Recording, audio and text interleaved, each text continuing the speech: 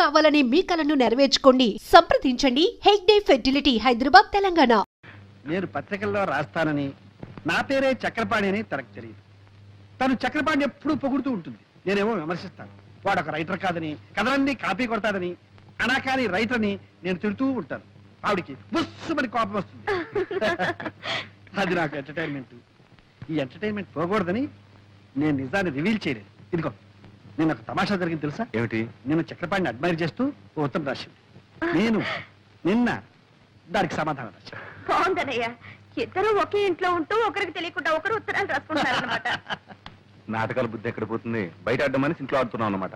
ఎరా జోక్ చేస్తున్నావా? నువ్వు పెళ్ళాం దగ్గర ఆడడం లేదా? ఏమ్మా నువ్వేం అనుకోవద్దు. రై, ఈ ప్రపంచంలో పెళ్ళాం దగ్గర నాటకం ఆడని మొగుడు ఎవడున్నారా? చెప్పు. నువ్వు ఆడవా? ఏమ్మా ఆడ చెప్పు చెప్పు. హలో, అరే మీరు ఇక్కడే ఉన్నారా? సరళా, ఇన్నాళ్ళకి మీ అన్నయ్య ముఖం కలకలాడుతుంది చూసావా? ఏమిటి ముగ్గురు కబుర్లు చెప్పుకుంటున్నారా? ఏమీ లేదు, ఆ చక్రపాణి కథల గురించి మాట్లాడుకుంటున్నాం. నువ్వు ఆయన కథలు చదువుతున్నావా? చదవడమా? నేను ఆఫీస్కి వెళ్ళగానే పుస్తకం పట్టుకుంటే తిరిగి వచ్చేదాకా వదలదు. వదలనివ్వడు, అంత బాగా రాస్తారు. ఈ మధ్య నేను ఆయనకు ఉత్తరం రాశాను, బదులు కూడా వచ్చింది. ఏం రాశాడు? చదువుతాను, ఉండండి.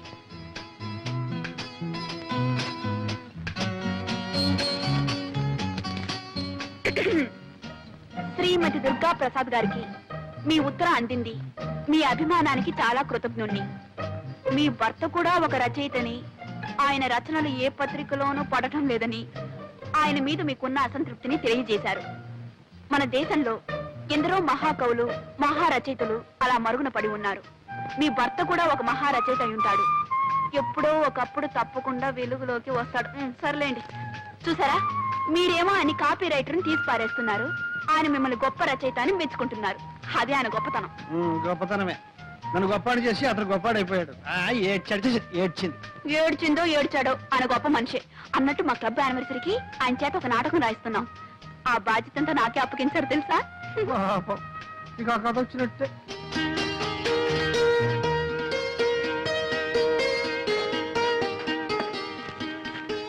అయ్యో, ఎందుకనలో మూసి పెట్టుకుంటారు?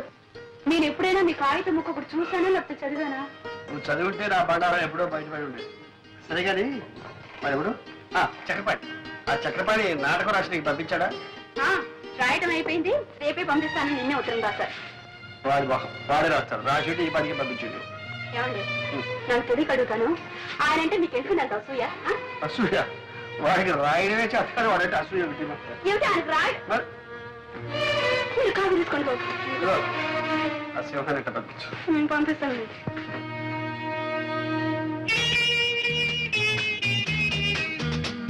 దుర్గా నువ్వు కొంచెం హెల్ప్ చేయాలి. ఎందుకే? దివ్య నెక్లెస్ కొనుక్కుంటుందట, నువ్వు వచ్చి సెలెక్ట్ చేయాలి. తనకు కావాల్సింది తను కొనుక్కుంటుంది, మధ్యలో నా సెలక్షన్ ఏమిటి? అదేమిటి, నీకు లేటెస్ట్ ఫ్యాషన్స్ తెలుసని అడుగుతున్నావు. అయ్యో నాదేం కుదరదు, నువ్వు రావాల్సిందే. అవునే రావే.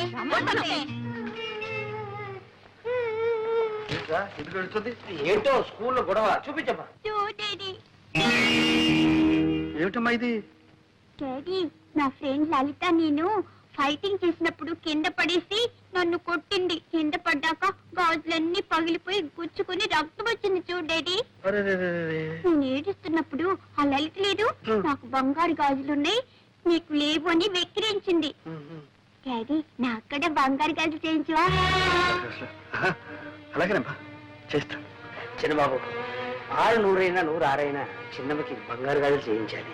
సరేలేరా, ముందు పాపను తీసుకెళ్ళి ఆయింట్మెంట్ ఏదైనా అయ్యా చిన్నమ్మ గారికి బంగారు గాజులు.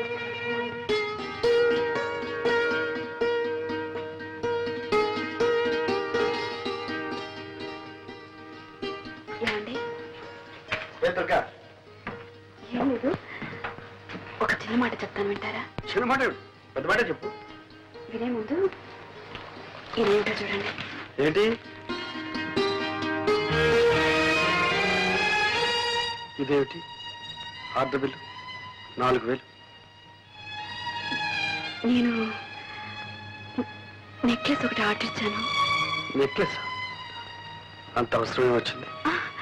అవసరం వచ్చి కదండి, మీకు తెలుసు నగలంటే నాకు అంత ఇంట్రెస్ట్ లేదని. అయినా తప్పలేదు. మా క్లబ్ సెక్రటరీ విజయ నగలు కొనడానికి వెళ్తూ నాకేదో పెద్ద లేటెస్ట్ ఫ్యాషన్స్ తెలుసని తనతో రమ్మంది. నేను నలుగురు ఫ్రెండ్స్ కలిసి వెళ్ళాం.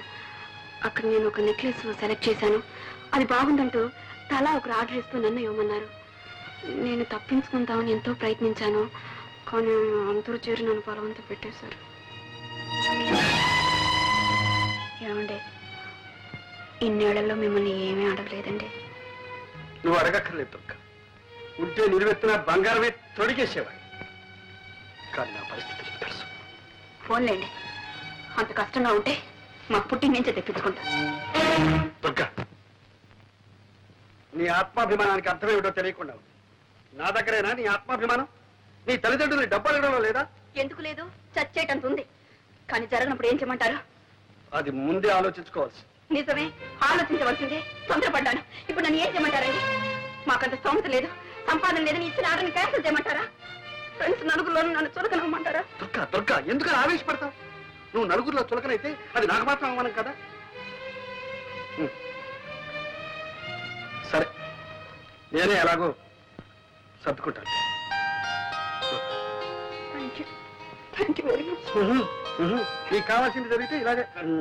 ఇప్పటికే లెక్క చాలా పెరిగిపోయింది సార్. చింది చెల్లు వేయండి, మళ్ళీ తీసుకోండి. అంతేగాని ఆ లెక్క అట్టానే పెట్టి మళ్ళీ 7,000 కావాలంటే వీలు లేదు సార్.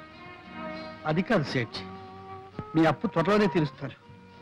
ఈ ఒక్కసారికి నా పరువు కాపాడండి. ఏదో పరువు గిరువు అంటున్నారు. ఏమిటో 7,000 గీట్వేలు ఏమీ కుదరదు. 4,000 ఇస్తాను, సర్దుకోండి. 4,000. సరే. చక్రపాణి గారు, మీరు పెద్దవారని మీ మీద నమ్మకంతో మీరు అడిగినప్పుడల్లా అంతో ఇంతో ఇస్తూనే వచ్చాను.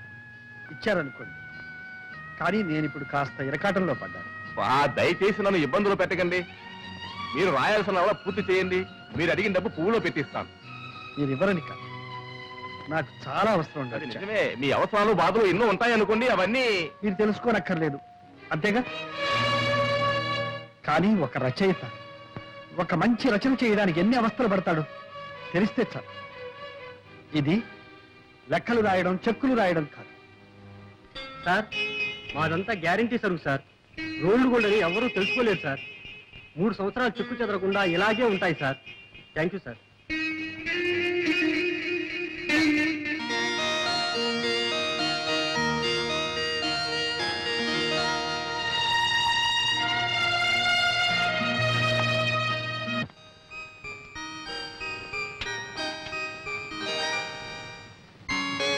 దుర్గా,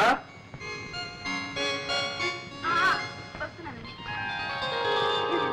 నీకు ఒక సర్ప్రైజ్. ఏమిటి? కళ్ళు మూసుకో, చెప్తా. చెప్పండి. కళ్ళు మూసుకో. సరే. ఏమిటో చూడు.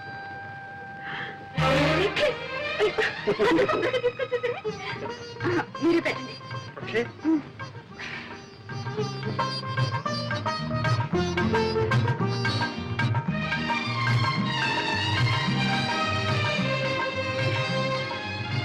చాలా బాగుందండి. చాలా థ్యాంక్స్. కవిత ఎక్కడ? ఇంకా స్కూల్ నుంచి రాలేదు. ఇదిగో ఈ గాజులు కవిత. ఏమిటండి ఈరోజు మీకు ఏమైంది? ఏం కాలేదు. చూడు, ఈ సంతోషం అంతా క్లబ్ లో మీ మెంబర్స్ తో. నా ముద్దులో ముగిడిచాడు చెప్పేస్తాను.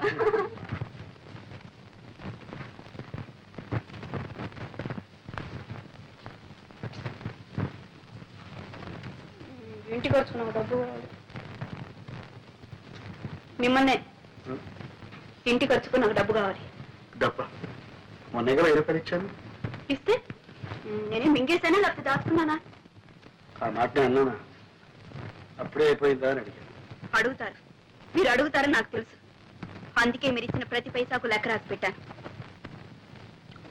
లెక్క రాయమని నేను చెప్పలేదే. చెప్పరు. సమయం వచ్చినప్పుడు చెప్పుతో కొట్టినట్టు అంటారు. నేనెందుకు పడాలి? లెక్కలు తీసుకొస్తాను, చూసుకోండి.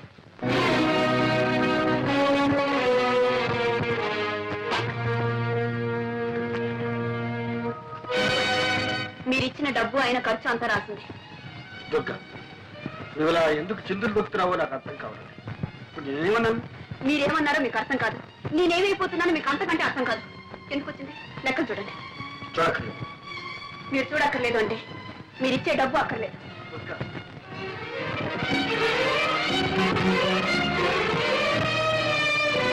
డబ్బు ఖర్చు 300, విరాళాలు 350.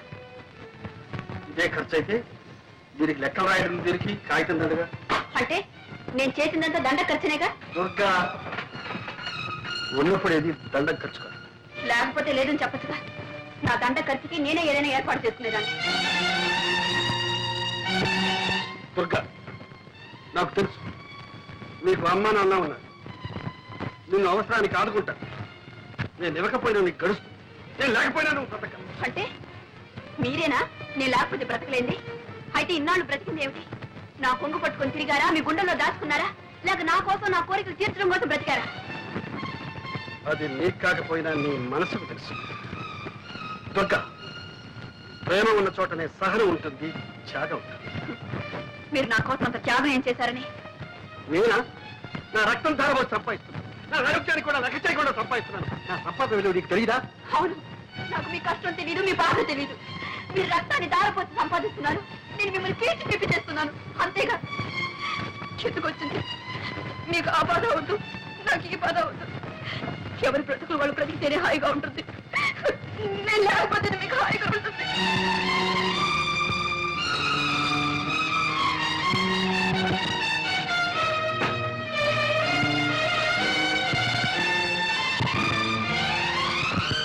దుర్గా,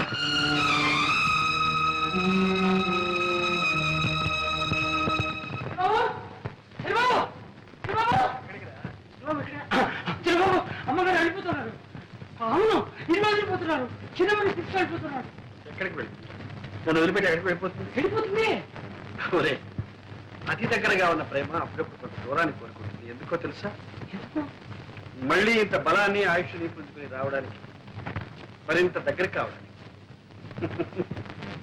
ఎంత వింత ప్రేమో తెలుసా? సర్వం నీదేనంటుంది, ఆ నీవు సర్వం నాదంటుంది.